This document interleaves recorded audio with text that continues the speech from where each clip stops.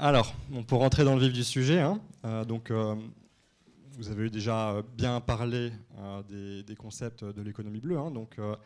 La réponse aux enjeux de l'économie bleue, concept qui recouvre un éventail complexe de pratiques et d'enjeux, ne saurait se limiter à l'adoption de nouvelles technologies afin de garantir sa durabilité et d'atteindre tout son potentiel. Donc, les échanges qui ont eu lieu hier et aujourd'hui, ainsi que tous ceux les ayant précédés au cours de cette année 2022, riche en événements à la fois locaux et internationaux, tournés sur les océans, indiquent que la pleine émergence de ce concept devra se faire nécessairement par la dimension politique, aussi complexe et frustrante qu'elle puisse paraître dans sa forme actuelle, trop souvent jugée opaque et éloignée des peuples. Il est, de mon avis, qu'un préalable à toute médiation politique qui soit réellement constructive passe par l'établissement et à la mise en relation de faits. Donc une mise en relation qui résulte elle-même des valeurs, qu'elles soient explicites ou implicites, des acteurs.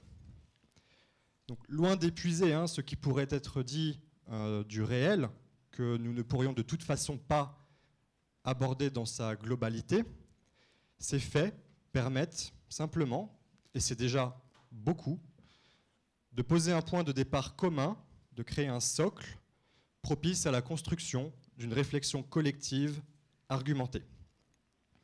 Or, d'où peuvent émerger ces faits ?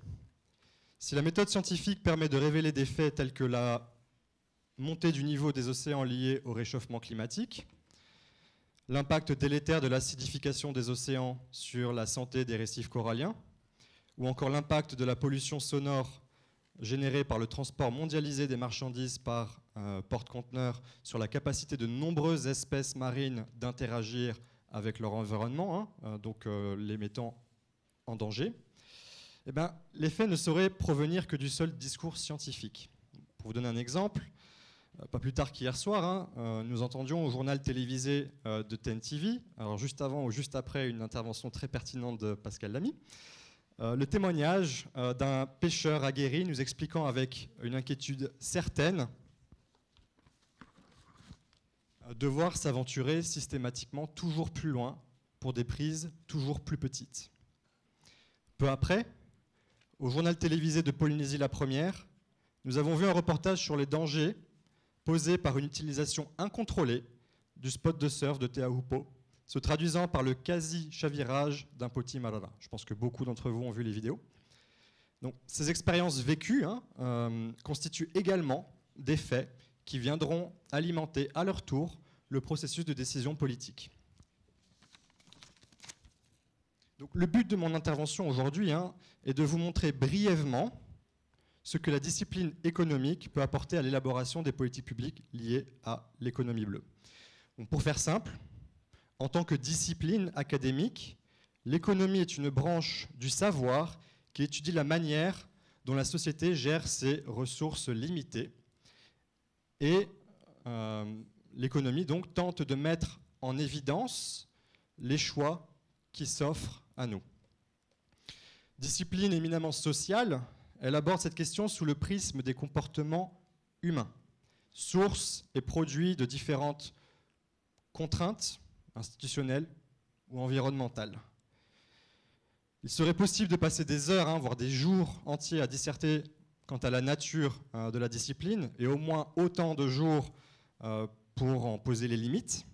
Ne disposant toutefois que de 10 minutes au total, je vais aller droit au but et vous donner 3 exemples concrets d'utilisation effective ou envisageable des outils économiques dans l'étude de thématiques se rattachant à l'économie bleue en Polynésie.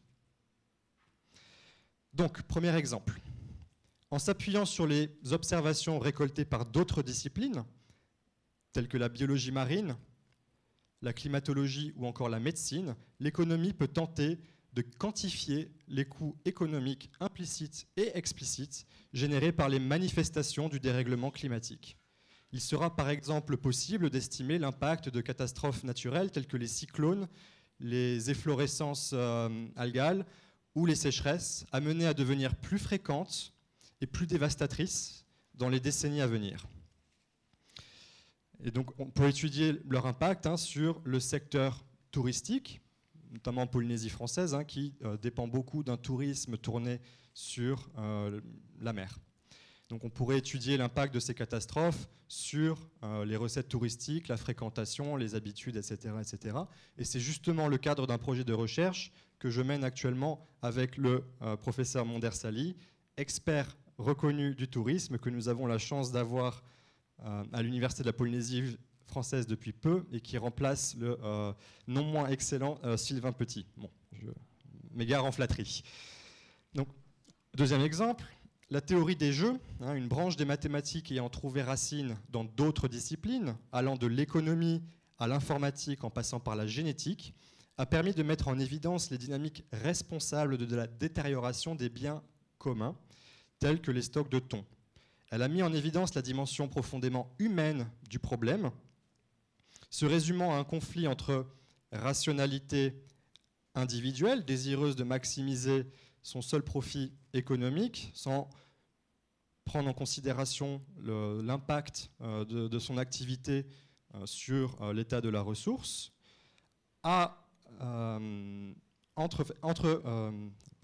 rapport à la rationalité collective, soucieuse, elle, de s'assurer de la pérennité de la ressource.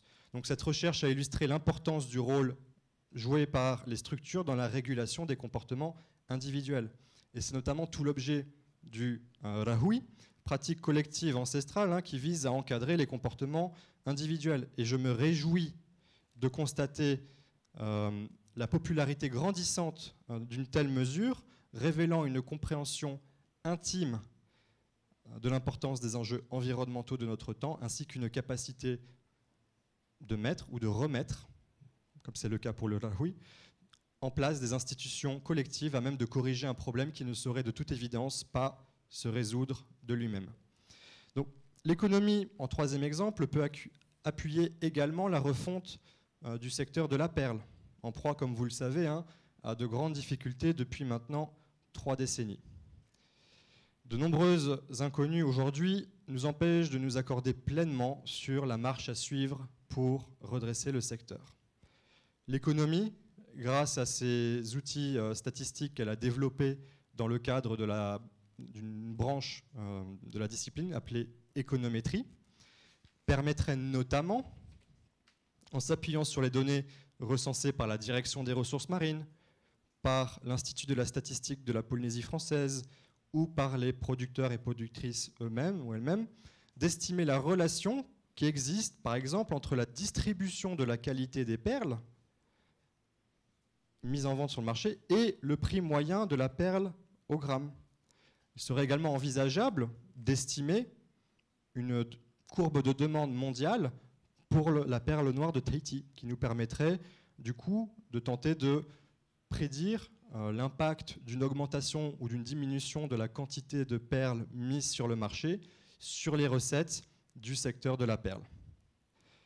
Il y a une myriade d'autres questions qui seraient envisageables, passant par le traitement des déchets, au recalibrage d'une redevance foncière, prenant en considération les dommages environnementaux afférents à la production de perles. Donc, le montant est limité, donc j'aurais bien aimé parler d'autres exemples. On aurait pu parler du SWAC, mais du coup, l'économie peut servir à apporter un angle de compréhension de ces thématiques-là. Donc, pour conclure mon intervention, je pense, à titre personnel, qu'il est important d'inscrire l'économie dans une démarche qui ne se résume pas simplement aux angles abordés par cette seule discipline. Au contraire, les faits établis par l'économie doivent compléter et alimenter ceux issus d'autres canaux générateurs de savoir, qu'ils soient scientifiques, culturels ou encore issus d'expériences individuelles ou collectives. Car enfin, la hiérarchisation des faits établie par ces différents canaux appartient au corps politique, arbitre final des modalités de l'action collective. Voilà. Je vous remercie pour votre attention et je reste à votre disposition si nous avons le temps pour des questions ou pour plus tard lors d'un échange avec les autres intervenants ou intervenantes. Merci. Merci Léo d'être si précis et d'avoir juste pris 10 minutes exactement pour être l'avocat de la discipline économie dans le domaine de l'économie bleue.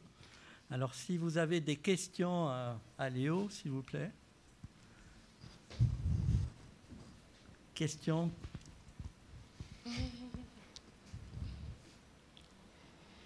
Après, vous pouvez, ce que je vais faire, c'est que même en fin de journée, je peux me tenir un petit peu à l'écart, et si vous voulez m'aborder individuellement, parce que je sais que c'est pas toujours facile de prendre la parole en public, vous pouvez venir me poser des questions.